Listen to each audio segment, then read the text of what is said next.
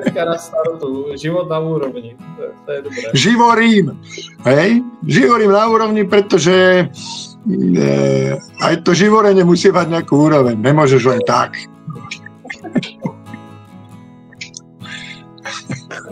Ale prosím ťa, mám sa dobre, len to nikomu nehovor, lebo to hneď ti budú závidieť. Čo už má robiť slovenský penzista, len sa má dobre, ne? Jo, boha jeho. Jsi opálený. No já jsem teďka celý rudý, protože se tady směju tomu, co říkáš. Já se tady otevřu ještě v okno, abych nabral vzduch. Já jsem v takovém kamrlíku tady v Malajzii. Začalo pršet. Počkej, jak to zavřu? Zase bude hrozně hluku. Josefe, řekni nám ještě něco o sobě, než začneme. Počkej, to si do Malajzie cestoval kvôli kamrlíku. Áno. No čo o sebe? No tak všetko je v poriadku, všetko je ako má byť. Píšem novú knižku o významnej slovenskej, podľa mňa najvýznamnejšej spisovateľke Božene Slančikovej Timrave. Dostávam rôzne ocenenia. Vychádzajú mi knihy za hranicami. Vyšla mi v novembri, som bol v Paríži, vyšiel mi tam román. Veľký úspech, veľmi sa z toho teším. Teraz minulý týždeň mi vyšiel román Kód 9, ten mysteriózny román v Gruzii. No, teraz vyjde niekedy Baťa v Bulharsku, Baťa sa pripravuje do Indie, všetko jak má byť výborné. Rodine sa darí, vnúk nám rastie, manželka robí výstavy, všetko je výborné. No počkej, řekni něco, co lidi neví o tobě. Něco úplně něco, co nikdo neví. Co o mne lidi neví, no že teraz si mi nejak zastal, ale to práve nebudem hovoriť. to má byť takové, co vo mne neví. No. Ale počuj, ja som taký dosť hovorčivý, takže ja v podstate, je toho málo, čo o mne ľudia nevedia. To je ako... Tak. Já jdu sem, to se strašně rozpršelo, Josefe. Já si tě jenom přesunu. Milí diváci, vítejte, mezi tím, já se tady rozsvítím. Vítejte, já si tě vezmu do postele, jestli se neurazíš. A prší ti do štúdia, hej? Prší, ano, protože to je malý kamrlík, tak já si tady takhle lehnu, nebo sednu. Tak vidíš to, no. Tak, ale za to my tu máme v Bratislave nádherné počasie. Mal si dojsť do Bratislavy, mal by si pekné počasie. To já to tady robím zas, pro boha. No, chystám se taky do Indie, víš, tak to mám blízko, tady odsud, pak ty lety jsou šílený. To se těším. Tak v Indii som bol mnohokrát, 10-12 krát som bol. Ano. Tak keď mi tam vyjde nová knižka, tak sa tam zase vyberem. No tak já ti to vyfotím, vyjde. Tak ti pošlu fotku z nějakého jejich obchůdku. To budeš mi dobré, to je hezké. To je ťažko, lebo v Indii je veľmi, veľmi zložitý systém distribúcie, takže oni tam, neviem ani oni, ako distribujú proste tie svoje veci, takže... Ale pošleš mi, keď narazíš v Indii na moju knihu, tak to si veľký frajer. Ja tam mám 4 knihy, mi vyšli v Indii. 2 v angličtine a 2 v hindštine. No to je úžasné, no tak to je pro mě výzva a my tady do této výzvy zveme i všechny diváky a sledující a fanoušky. Děkujeme, že jste s námi, že sledujete rozhovor s Josefem Banášem na vaše přání. Spisovatel, jeden z nejúspěšnějších na Slovensku, možná to přijde i globálně, Josefe. Představ si, co by se stalo, kdyby najednou si dostal nějakou významnou literární cenu, jako Rowlingová, hej. Čo by si robil? Počúvaj, tak svojho času som sa na túto tému bavil s kolegom Danom Brownom a hovorím mu, Dan, čo by si vybral? Vtedy mal predaných 260 miliónov kusov worldwide a ja hovorím, čo by si vybral? Aby si mal toľko čitateľov, alebo aby si dostal Nobelovú cenu za literatúru. A on sa na mňa pozrie a hovorí, a ty by si čo vybral? Ja hovorím, tak samozrejme tých čitateľov. Čili ja hovorím, že najväčšie ocenenie pre mňa je a sú moji čitatelia. To je najväčšia komisia, ktorá zvažuje, že či dostaneš cenu alebo nedostaneš. Lebo ja hovorím, že každá kniha je napísaná až vtedy, keď je prečítaná. Nemá zmysel písať knihy, ktoré nikto nečíta, aj keď dostávajú ocenenie. Však to je princíp, však to vidíme u nás na Slovensku, to vidíme v mnohých krajinách, že traja kamaráti v komisii sa dohodnú a dajú nejakú cenu autorovi, ktorého možno, že doma ani nepoznajú. Takže samozrejme, že ja si vážim každé literárne, aj komerčné ocenenie, tento rok dostanem zase 2 komerčné ocenenia, zlatú knihu, 2 zlaté knihy za predaje mojich knížek. Mimochodom teším sa, že dostane ocenenia aj román Nádherná smrť v Altaji, to je taký mysteriózny román z Altaja. No, čiže ja si to veľmi vážim, všetky ocenenia, ale najviac si vážim to, že ma ľudia čítajú, takže ja tento rok už dosiahnem možno 450 000 porotu, ktorá ma oceňuje. Takže to je pre mňa taká satisfakcia. Hezky. Moc ti to přeju, Josefe. Vy ostatní, pokud ještě knížku nemáte, tak koukněte dolů do odkazů. Dal jsem vám tam odkazy na knihy Josefa, můžete si pořídit, přečíst. Pokud byste chtěli podporovat tyto relace, tak tam taky mrkněte, dal jsem vám tam pár odkazů, takovou tu moji drobnost. Já vždycky říkám, když jsem s tebou, ty jsi pro mě takový, Josefe, velký učitel, já tě sleduji, a říkám si, to je krajan, tak to ve světě známý, takže podívejte se, přečtěte si, mrkněte a díky moc za to, že jsi udělal čas. My jsme se dneska trošku na natáčení zdrželi, ještě jsem natáčel s jiným hostem. Jinak nemusíte se vším souhlasit, co tady zazní, vy se budeme prát o vaše právo nesouhlasit, vy se můžete prát o naše právo to říci, to tady opakuju už 3-4 roky a děkujeme vám za sdílení i za vaše komentáře. Jestli to něco uvidíte jinak, až tady bude můj host vyprávět, napište svůj názor, podělte se o něj. To je krásná cesta, jak tady tvořit debatu. No a v neposlední řadě, co ještě říci, to je asi všechno. No, jste tady s námi rádi? My jsme s vámi rádi, tak pojďme si to společně užít. Josefe, než se pustím do těch otázek, změnilo se něco od našeho posledního rozhovoru? Ono už to je asi půl roku, 3/4 skoro. Půl roku, že? A je něco nového, co se děje na Slovensku, ve světě, co sleduješ, co si říkáš, to snad není možné, anebo naopak jsi z toho nadšený? Jsou tam takové nějaké věci? To tak celkom iste sú.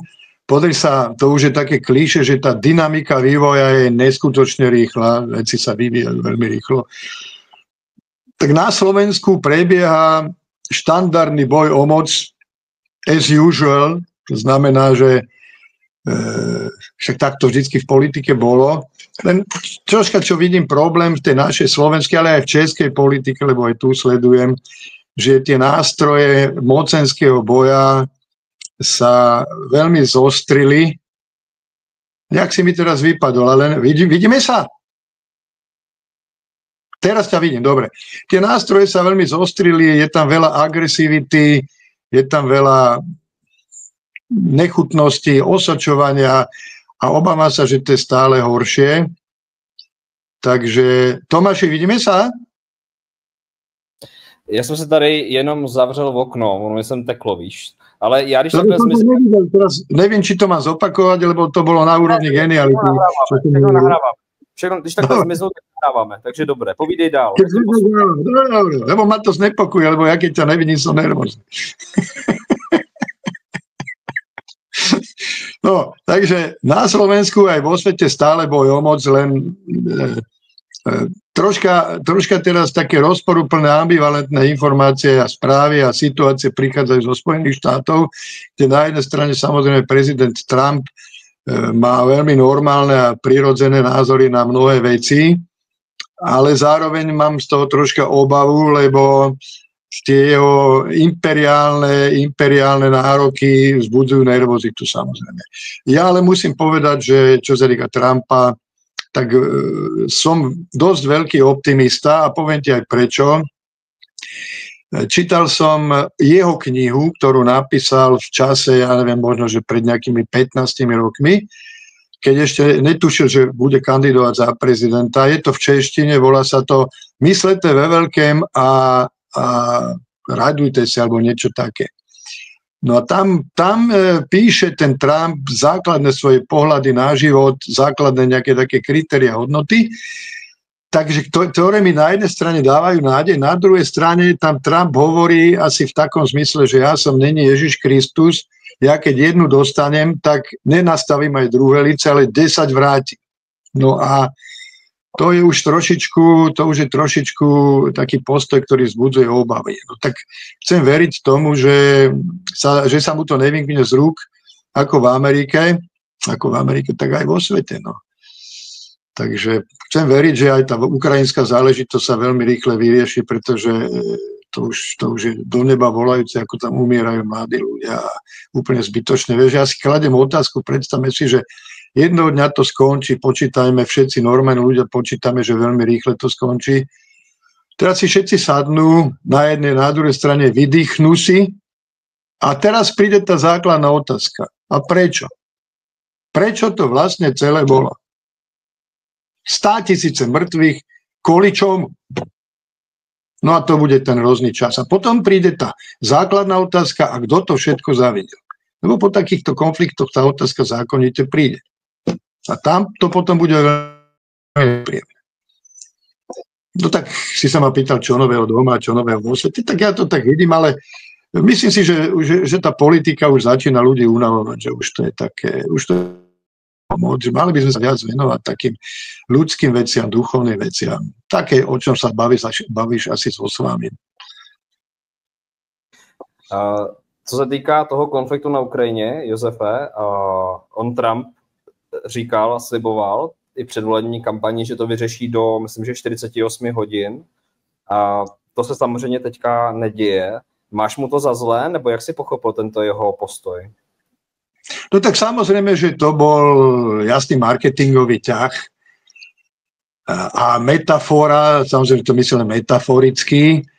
No len teraz nastala jedna zásadná zmena v základných axiomách ruskej zahraničnej politiky, ktorou Trump ešte celkom si nepočíta a ešte s tým nepočítajú ani západoeurópsky lídri, ak sa títo tajtrejci dajú označovať ako lídri, však to sú úplní komici.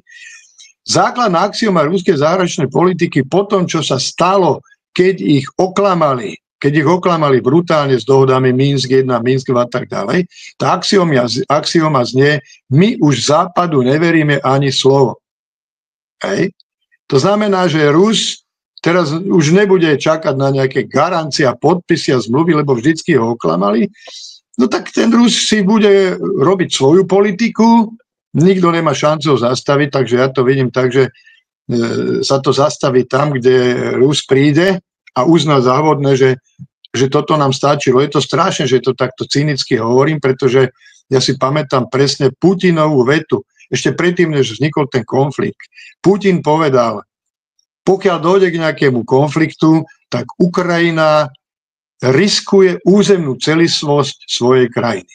No a teraz to máme. Čiže ten Zelenský, jeho predchodca Porošenko, lebo tam to začalo v podstate tým, že tvrdošíne trvali na tom, že pustíme NATO až na ukrajinskú hranicu a že Západ ho do toho tlačil. To je to isté, ako keby teraz sa Rus dohodol s Mexikom a chcel by mať v Mexiku svoje základne. To je úplne to isté. Hej. No tak by Amerika čo spravila? No tak by urobila všetko preto, aby sa tam ten Rus nedostal. Však to je jasné. Takže sa nemôžeme čudovať, že Rus má tiež svoje nejaké imperiálne nároky a povedal, že toto chlapci nie. No tak a teraz, keď to dobabrali, že už Rus im neverí, no tak bude Rus diktovať podmienky. Trump môže hovoriť, koľko chce, že do jakého času on to ukončí. No, tak samozrejme, že tam má vážny dosah, ale už není ten Trump, ktorý tam určuje. A Spojené štáty už tam neurčuje.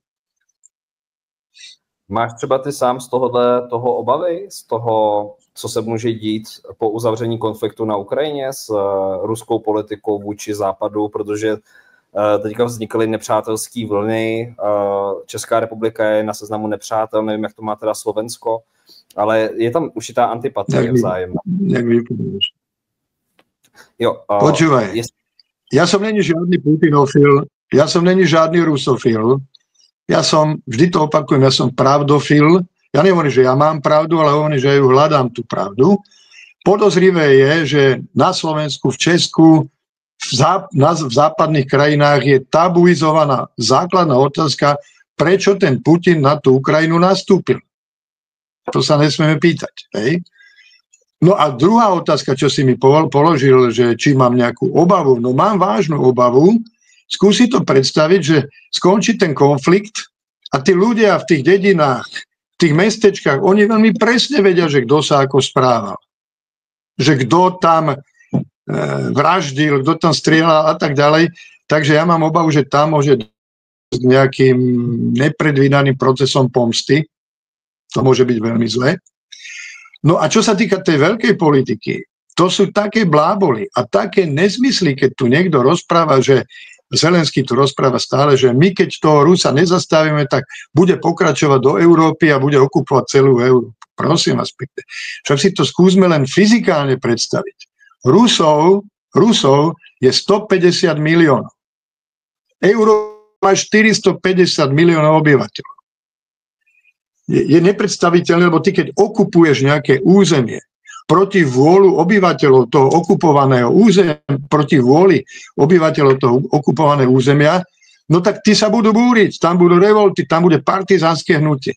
Za ďalšie ty musíš nastoliť nejakú miestnú verejnú správu. Ty musíš mať na to ľudí, ktorí s tebou pôjdu. A jednoducho, ak tam nie sú, tam nikto s nimi nepôjde. Však to je naprostý nezmysel. Ten Rus ani na to vojenský materiál jednoducho nemá. Čiže ten Rus má ambíciu, keď už mu to prihrali, oni mu to prihrali na smeč. Všetky tie prírodné, to, čo je na východnej Ukrajine, ten obrovský priemysel, keby sa bol dohodol ukrajinský prezident s Putinom na podmienkach, ktoré Rusi navrhovali, tak dneska Ukrajina normálne funguje, majú dobré vzťahy s Rusmi a je vymalovaný. Čiže teraz ja chcem len povedať, že to strašenie, tá hrozba, že budú Rusi pokračovať ďalej do Európy, to je čosi, to len malomyselný a choromyselný človek tomu môže veriť. Ale samozrejme, že tým budú strašiť, pretože ty, keď chceš dostať od kongresu, od Bundestagu, od francúzskeho národného zhromaždenia schválenie výroby ďalších zbraní, no tak musíš mať nepriateľ. Však to je úplne jasné. Musíš tých ľudí strašiť. Takže toto je strašenie preto, aby sme zase robili zbrojársky biznis. Co vy na to diváci, jak to vnímáte, napište své názory, díky za zdravou debatu. Josefe, díky moc za tvoje sdílení. Já teďka přejdu k otázkám od diváků pro tebe. Je tady první otázka. Jak v sobě znovu objevit smysl, vášeň pro něco? Aha, toto je vážna otázka. Viete, musíte mať musíte mať nejaký cieľ. Musíte mať nejakú víziu. To sa týka individuality, to sa týka aj spoločnosti. Dokonca v pôvodných evanjeliách, ktoré boli písané v aramejčine a preklad do starogréčtiny, tak v starej gréčtine slovo hriech alebo hriešný znamená človek, ktorý nemá cieľ. Vy si musíte dať nejaký cieľ. To je jedno, aký cieľ pomáhať biedným, cieľ, ja neviem, proste musíte mať niečo, teraz nemyslím, že ja musím dosiahnuť v živote nejaké úspechy. Bo keď nemáte cieľ, tak to je jak taká loďka, sa húpete na mori a neviete, kam máte ísť. To je najhoršia situácia v živote. A keď máte cieľ, čiže keď máte nejakú víziu, alebo ja to nazvem, musíte mať nejaký sen. Len podotýkam, to som ti už myslím, že minule hovoril, že sen není to, čo sa nám sníva, keď spím, ale sen je to, čo nám nedá spať.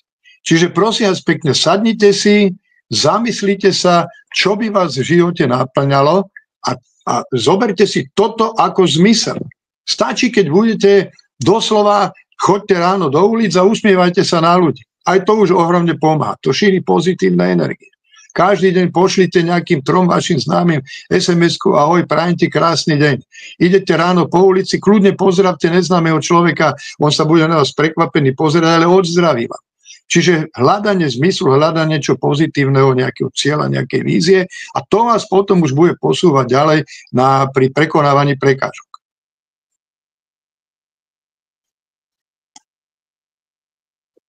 Ve spojení s tím snem, Josefe, s tou vizí, myslíš si, že v této době po covidu a teďka i s pohledem toho, co se děje v Evropě i ve světě, že se lidé takzvaně více probouzejí k tomu naslouchat tomu svému nitru? A co k tomu podle tebe přispívá nejvíc?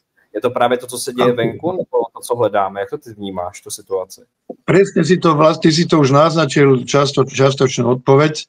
Pozri sa, to, čo sa teraz deje vo svete, to je dostávanie do rovnováhy.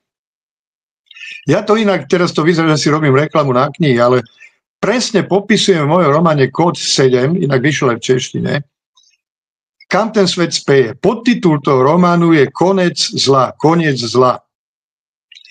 A to, prepáč, už je to také klišoidné, ale ja vždy hovorím, že svet teraz do totálnej nerovnováhy po ére, lebo ten svet trvá, jeden platonský rok trvá asi 27 000 našich rokov, a to ide v takých sinusoidách každý mesiac, platonský, ktorý má asi 2140 rokov.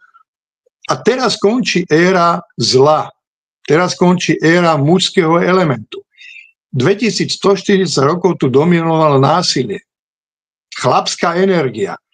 To bola, zoberme si, od ukrižovania Krista, vlastne od ukrižovania Krista Ježiš šíril dobré energie a za toho popravili. Hej? Potom prišla dogmatická cirkev, inkvizícia, vojny, násilie, tresty a všetkému tomu dominovali muži. Dominuje tomuto nášmu civilizačnému okruhu západnému, dominuje kresťanstvo, ktorému dominuje mužský element. Hej? Ja hovorím o západnom civilizačnom okruhu, o kresťanskom okruhu. A teraz sa to dostalo na dno a prechádzame tou turbulentnou fázou, keď nastupuje nová éra, kde bude dominovať ženský element. Éra odpustenia, žena je nositeľka života a tak ďalej. Nemyslím v tom zmysle feministickom, samozrejme.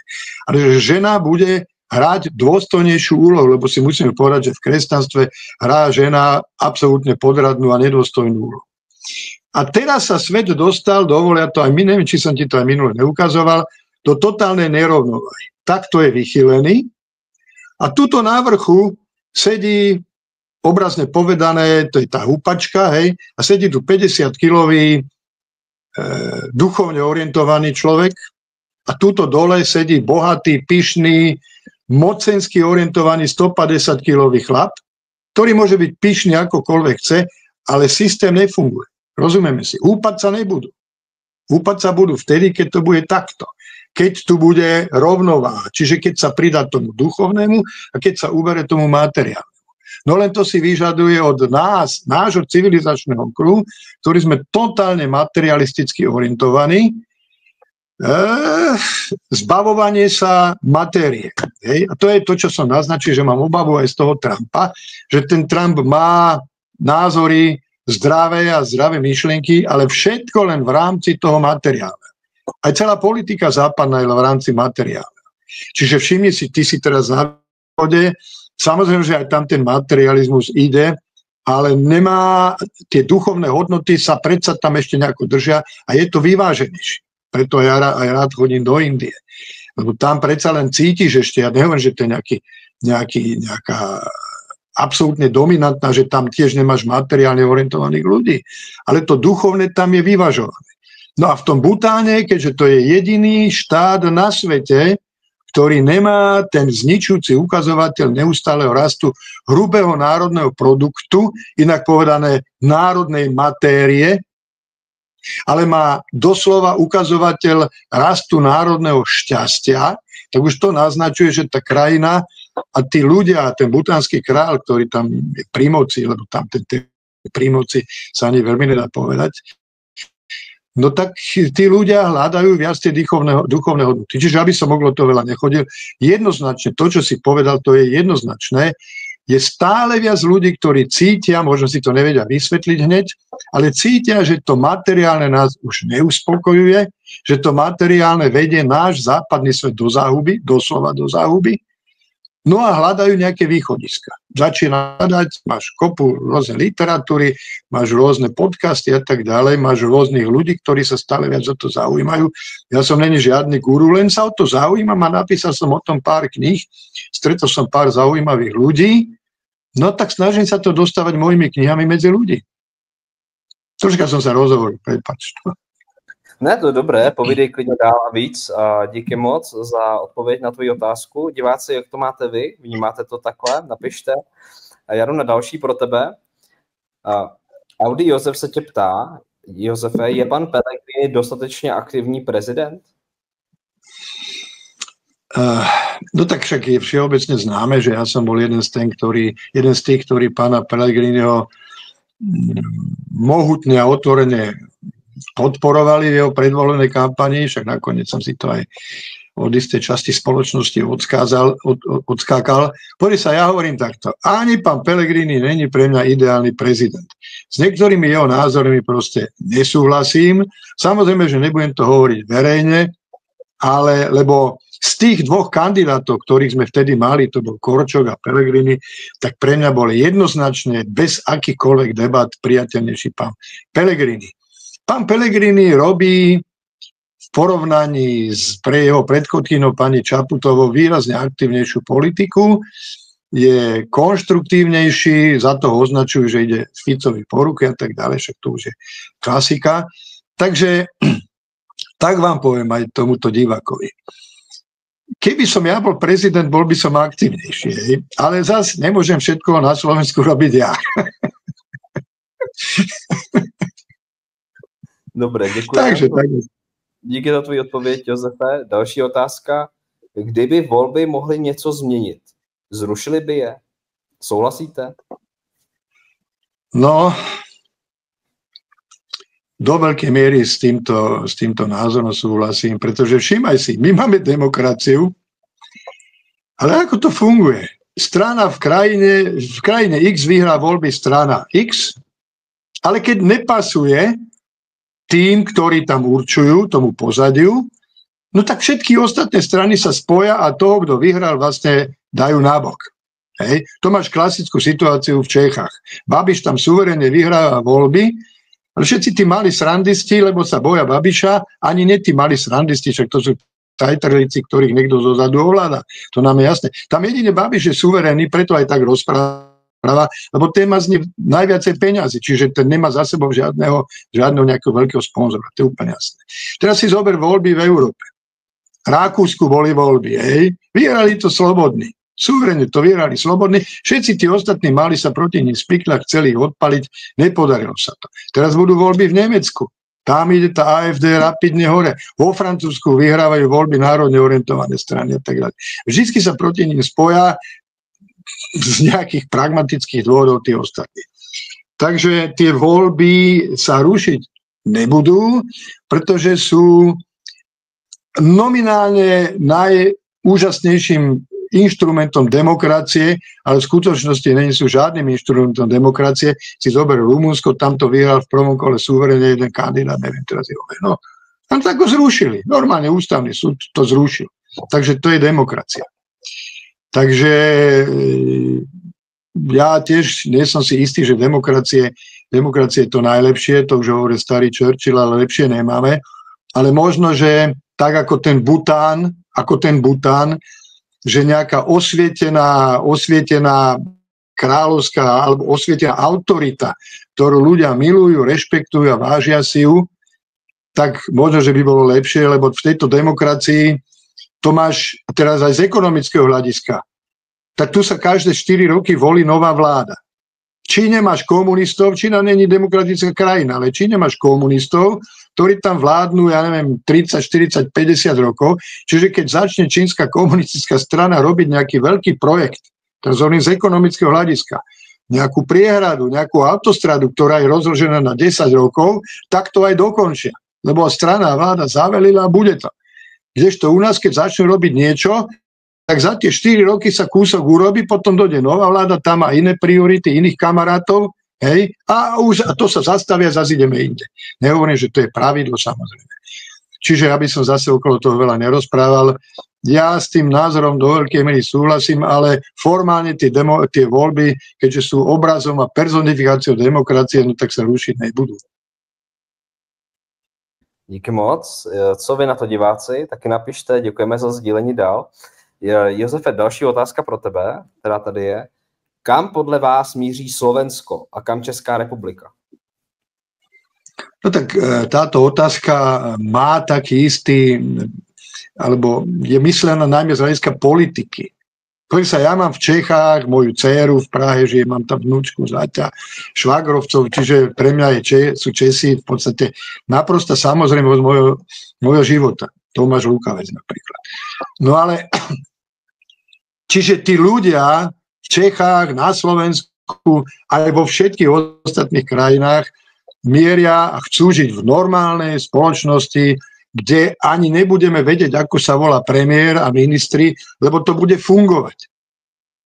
No len politici, keďže politici potrebujú byť u moci.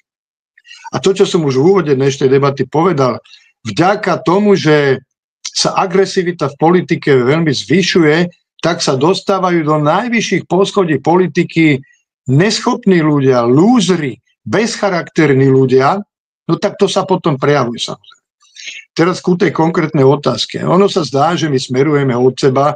Prosím vás pekne, keď premiér jednej krajiny povie, že tí, ktorí hovoria, že dovážame plyn z Ruska, hoci to je ruský plyn, tak to nejsú odborníci. A je to premiér českej krajiny, pán Fiala povedal takúto extrémnu blbosť, tak čo potom od takýchto ľudí chcete, prosím vás? Váš prezident český, ten donedávna hovoril, fedrujme zbrane na Ukrajinu, lebo treba toho Rusa poraziť. Teraz už to otočil a už hovorí, treba rokovať, lebo musíme uznať reáliu a tak ďalej. Čiže ja im to neviem, lebo to sú politici. Politici sú klasickí oportunisti, samozrejme, a tí vždy budú otáčať prvý, to je úplne jasné. Čiže ten národ český, národ slovenský ide a kráča bez ohľadu na to, akí sú politici pri moci k normálnosti a žije si normálne. Samozrejme, teraz sa to nominálne zdá, že čo tu rozprávate blbosti, že Fico nás ťahá k Rusku. Prosím vás pekne, Fico nás ťahá k normálnosti, Fico nás ťahá k vyváženosti, pretože taká malá krajina, ako je ako je Slovensko, ale v podstate aj Česko, že to je to isté, vás je 10 miliónov, nás je 5 z hľadiska Číny a Indie, sme úplne srandisti. To znamená, že taká malá krajina musí mať vyvážené vzťahy. Vyvážené vzťahy. Na východe, na severe, na juhu, najmä s tými mocnými. Hej. Čiže to, čo robí Fico, je naprosto racionálna zahraničná politika. To, čo robí český predseda vlády, to je niečo, nechcem to komentovať, lebo to by bolo veľmi nezdvorilé. Takže sme normálni, český občan je normálny, takisto je normálny slovenský občan. Ja si myslím, že aj tí politici sú v podstate normálni, len sú oportunisti, ktorí musia plniť nejaké zadania, ktoré dostali od tých, ktorých platia. Díky moc, Josefe. Další otázka pro tebe. Trump šokuje svět a jenom určité novináře. Jak to vidíte? No, pozrite sa. Ja hovorím, že základná činnosť českých, slovenských, francúzskych, nemeckých, všetkých tých mainstreamových novinárov je čudovať sa, po česky diviť sa, myslím, že oni si sedia v tých svojich bublinách, kde sa utvrdzujú, že akí sú úžasní, a potom z tej bubliny vykúknú a naraz sa čudujú, že ten svet ide úplne inakším smerom. A teraz sa stalo to, že oni sú v tej svojej bubline, hej, a teraz došiel nejaký Trump, ktorý z tejto bubliny takto vyťahol von a hovorí, chlapci, toto je reálny svet, nie tá vaša bublina. Čiže oni sú prekvapení. No však tam to slovo bolo povedané, lebo to je ich základná náplň, stále byť prekvapení. Pretože si aj tie debaty, tie diskúzie, teraz to už chvála Bohu trošku začína, že sa pozývajú jeden názorový prúd aj druhý názorový prúd. Ale sú aj na Slovensku, aj v Čechách diskúzie, kde chodí stále len ten istý názorový prúd. Čiže také diskúzie ani nemajú žiadny zmysel. Takže áno, sú prekvapení, Trump vniesol nejaké nové, nie že nové hodnoty do politiky. Tak keď Trump povedal, a Trump zodpovedal ako jednu z prvých otázok, čo som povedal, že prečo ten Putin nastúpil na Ukrajinu, a Trump povedal, nemalo sa mu tamto NATO pchať, však on to povedal, no ale to doteraz bolo tabu. Však to si Fiala ani netrúfne povedať nahlas, toto, čo povedal Trump. A už keď som u toho, keď český prezident povie, že Trump je odporná postava, ktoré by ani ruku nepodal. Však ten Trump není žiadny veľký a dokonalý človek, to je nám jasné. Ale ako predstaviteľ najvyšší štátu povedať takúto vetu o akomkoľvek inom politikovi a štátnikovi, to je niečo na okamžitú červenú kartu a vylúčenie. To si nemôže dovoliť niekto takto povedať. No, takže urobil veľkú škodu Českej republiky, lebo Trump, a v tej knihe to odporúčam každému, myslete ve veľkém, Trump nezapomína. Ten si to pamätá. Takže všetci sú prekvapení, no ale to je ich osud. No, když jak diváci koukněte, pokud jste nečetli nic od Donalda Trumpa, tak můžete si to najít, oni ty knížky už jsou starší. Já to vám můžete aj ukázat. Hej, já ji už znám, já si myslím, že taky pročítal před asi 10 lety. Myslete ve veľkom a bavte se, tak se to volá. Tak, ano.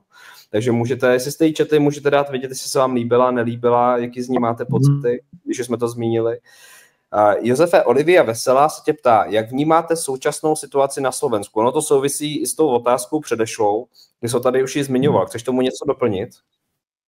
No tak pozri sa, sú tu treba pravdu povedať, že takto základné východisko je, boli tu voľby, tie voľby vyhrali strany, ktoré zostavili vládnu koalíciu a tie opozičné strany sa s tým nevedia zmieriť. Poprvé, to je základné východisko. Po druhé, treba povedať, že vládna koalícia robí detinské chyby, fatálne chyby. Hej. Čiže prvá chyba je, že už sú viac ako rok u moci. Ja teraz nehovorím, že je to fair alebo korektné, ale základný mocenský nástroj sú médiá. Áno. Tu nás už rok pri moci a nevedia urobiť poriadok s verejnoprávnou televíziou a rozhlasom. Čiže tí ľudia, tá masa sú masírovaní stále mainstreamovými médiami do veľkej miery, ktoré sú jednostranne na opozičnej strane. Jednoznačne. Len aj tie opozičné médiá už robia neuveriteľné chyby, že ty keď si zapneš na internete denník N a takéto médiá, tak tam máš prvé Fico. To je úplne chore. Keby dali tomu Ficovi pokoj, tak ľudia na ňo zabudnú. Ale ho živia. Čiže na Slovensku prosím vás pekne sa nedieje nič mimoriadného. Tí ľudia, najmä tí ľudia z oblasti kultúry, ktorí protestujú, tak tomu aj rozumiem, musím povedať, že tam s mnohými vecami, ktoré naša ministerka kultúry urobila a najmä ako to urobila, sa nedá súhlasiť. Pokiaľ ľudia idú do ulic pod heslom my sme Európa, chceme do Európy, no tak to je ako keby volali, že my chceme, aby voda bola mokrá. Však voda je mokrá. Oni rozkopávajú otvorené dvere, však tu nikto z Európskej únie neodchádza, ale je tu jedno veľké riziko, a to musím povedať nahlas, a to sa týka aj NATO, že keď Trump odíde z NATO, a podľa mňa Trump odíde z NATO, teda Spojené štáty, tak ten proces nastane taký, že do krátkeho času potom, jak Američania odídu z NATO, tak NATO prestane existovať, lebo sa rozsype.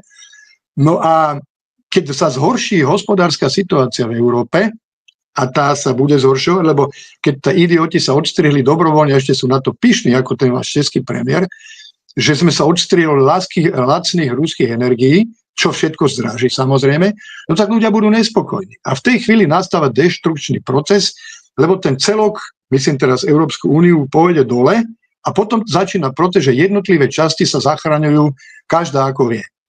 Takže na Slovensku sa nedeje nič mimoriadneho, štandardné protesty, ktoré vždy boli a budú. Pokiaľ sa ale nerozsype vládna koalícia, to treba tiež povedať, nebudú u nás predčasné voľby, lebo to máš, vieš, tí vládni, niektorí teda slovenskí poslanci, ja to ani nechcem menovať, ale to je všetko egu, tí chlapci netušia, on bojuje za nejakú parciálnu svoju vec, ktorá je nominálne správna, ale nevníma, že tu ide o osud štátu a o smerovanie štátu. No tak keď sa to rozpadne, tak sa to rozpadne. Však každý má to, čo chce a čo si zaslúži. Tak co vy na to diváci, taky to takhle vnímáte, nebo to ještě máte jinak? Myslíte si, že Evropská unie se výhledově v příštích třeba 10-15 letech rozpadne, nebo naopak posílí? Napište své názory, díky moc. A další otázka, Josefe, díky moc za to, jak vyprávíš. Jana Švestková. Jaká je reálná a jaká optimální funkce médií je daná? Ptá se. No, ďakujem pani Šveskovej za otázku. No tak tá funkcia, úloha médií odvtedy, ako vznikli, má byť predovšetkým informovať. Hej? Informovať, čo sa deje. Média by sa mali zdržať nejakých komentárov a už vôbec nie pretláčania svojich názorov. Inak povedané, pretlačanie svojich názorov, to je masírovanie mozgu. G.B. Shaw, veľký britský dramatik, povedal kedysi úžasnú vetu, že najsprávnejšie názory majú ľudia, ktorí nesledujú médiá. To sa už sme sa dostali tak ďaleko, samozrejme. Čiže tie médiá dneska stratili tú primárnu úlohu informovať. Ovplyvňujú, do veľkej miery klamu, manipulujú najmä tak, že ani nie tým, čo povedia, ale najmä tým, čo nepovedia. Hej.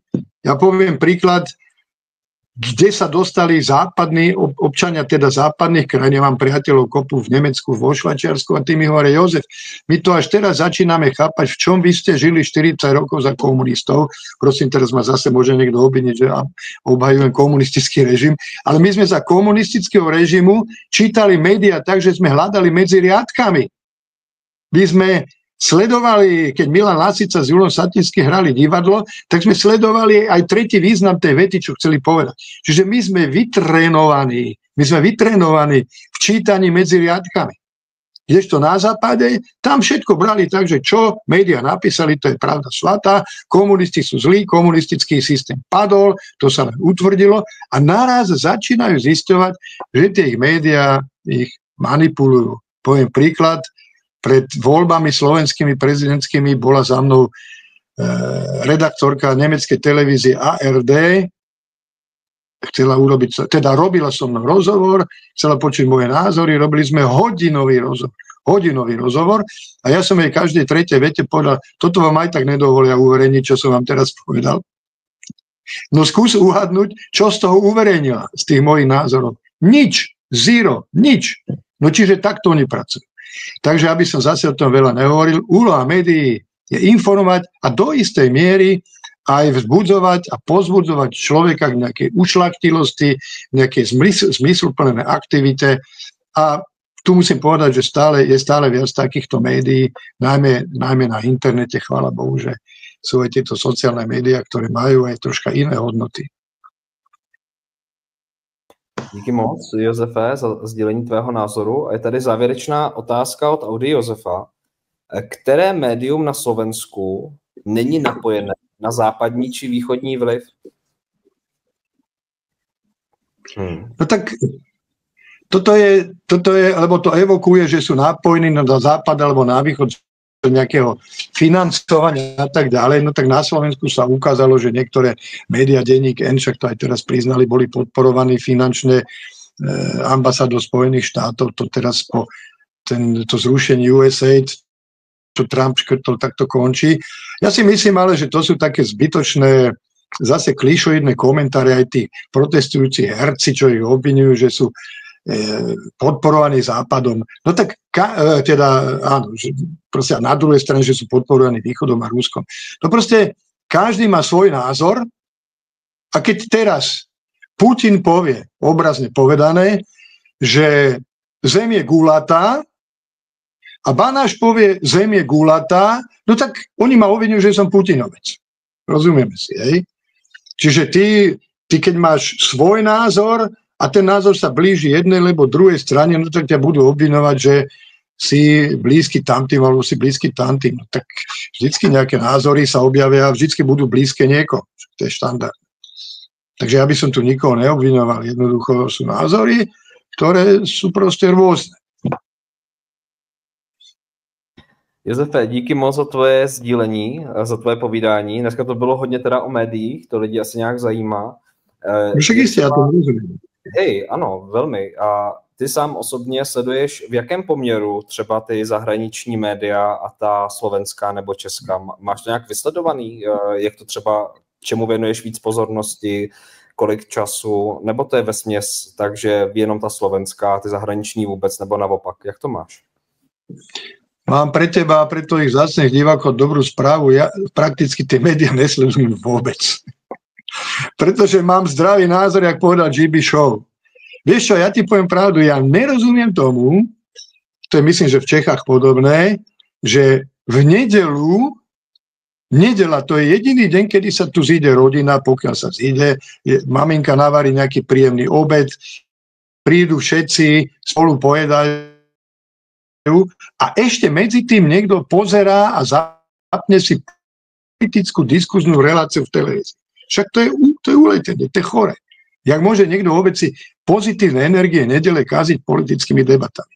Najmä väčšinou to sú tajtrlici, ktorých nemá zmysel ani sa s nimi baviť. Hej. Čiže ja médiá takto sledujem, samozrejme, čo sa deje, ale hovorím, že to, čo sa má človek dozvedieť, to sa k tebe aj tak dostane. Takže správy slovenské nepozerám, ja si pozriem na internete, tlačovú agentúru Slovenskej republiky, pozriem si nejaké alternatívne médiá, hlavné správy a takéto a pozerám alebo sledujem trošku tú svetovú politiku, pozriem si Al Jazeera, prečítam si nejaké Hindustan Times, lebo tie indické noviny, tak to vrelo odporúčam, tak samozrejme musíš vedieť anglicky. Ale tie sú také najobjektívnejšie. Čiže keď chcem vedieť, čo sa deje vo svete. A už vôbec nesledujem ani ruské servery, ani ukrajinské, pretože to je všetko vojenská propaganda a už starý Bismarck hovoril, že nikdy sa viacej neklame ako počas vojny. Tak na čo to ja budem sledovať? Nemám čas na to. Díky moc za to, že jsi podělil. Diváci, napište schválně, co sledujete vy za média. Jestliže ze světa, tak třeba co doporučujete, jestliže česká, slovenská, co třeba ještě sledujete, co se občas mrknete. Díky moc za tuhletu debatu a diskuzi v komentářích pod videem. Josefe, máš ještě něco na srdci, co by si rád zkázal divákům a fanouškům, kteří sledují? Tak ja ďakujem všetkým tým, ktorí mi fandia, ďakujem aj tým, ktorí ma kritizujú, pretože to človeka posúva. A tak tie podpasovky, keď občas dostanem, tak to ma svojím spôsobom tiež posilňuje, pretože ja už mám toľko rokov, že ja už som v živote preskakal všetko a všetkých, hej, a už mám jedinú ambíciu tešiť sa zo života a pokiaľ mi zdravie slúži, tak budem písať knižky a keď ich ľudia čítajú, tak mám z toho veľkú radosť. Takže prosím vás pekne, môj odkaz vám je, čítajte knižky, to som tu už raz povedal, nemusíte čítať všetky, stačí, keď budete čítať moje knihy. To už si to také povídal, ano. A já pro ulehčení dávám odkazy dolů po toto video. Pokud byste si chtěli přečíst, smrkněte knížky od Josefa. Samozřejmě můžete ho sledovat na sociálních sítích, tak jak jste zvyklí. Pokud byste si přáli další osobnosti, nemáme notičky zprava, zleva, ze zhora, ze zdola, tak nominujte ve skupině Zákony bohatství. Já rád zvu, rád si povídám s každým. Vidíte, že to tady je punk, takový underground, už přestalo pršet, takže dobrý, já jsem se tady musel zalíst. Josefe, my jsme předtím měli rozhovor ze zahrady a teďka to je z obejváku, nebo tady u mě aspoň z ložnice. Tak to bylo jinak krásné. No. Hej, to bylo úžasné, takhle se ještě sejdeme. Kedy budeš v Európe, v Prahe alebo někde na blízku? Já se vracím teďka v červenci, což je u vás juli a august. No, a v augustě. Tak si dáme vědět a pojďme se zase na čaj. To bylo super v té zahradě. Veľmi rád. Do Prahy chodím relatívne často, takže nemusíme na to. Já zajdu za tebou, proč jsou líný, že jo? Taky můžu za tebou zajet. No tak príď do Bratislavy, ja to tu rád privítam, dobre. Dobré, mějte se hezky diváci, opatrujme se a scházejme se jako Češi a Slováci, scházejme se dál, potkávejme se, povídejme se. Všetko je najlepšie poviem. Že? To je dobré takto. Mějte se hezky, koukněte na odkazy, děkujeme za sdílení, opatrujte se a zase v dalších rozhovorech. Josefe, tobě všechno dobré, opatrujte a když se vydáte, drž sa, všetko dobré.